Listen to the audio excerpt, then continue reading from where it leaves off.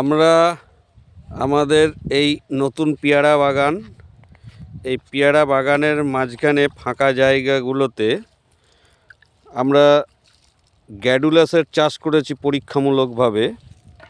এই ফাঁকা জায়গাগুলোতে কেমন হয়, এবং যদিও আমাদের চাষটা লেটে করা হয়েছে। আমরা গ্যাডুলাসের বীজগুলোকে বসিয়েছি ডিসেম্বরের 25 তারিখে।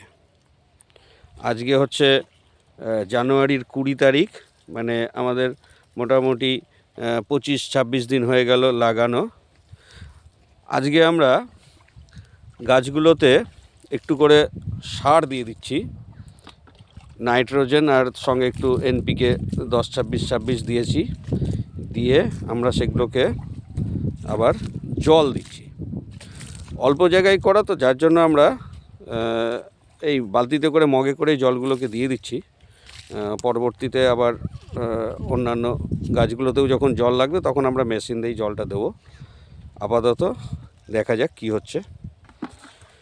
ঠিক আছে, আজকে এইটুকুই। এরপরে আরও গাছগুলো বড় হলে আপডেট আমরা দিতে থাকব। ধন্যবাদ।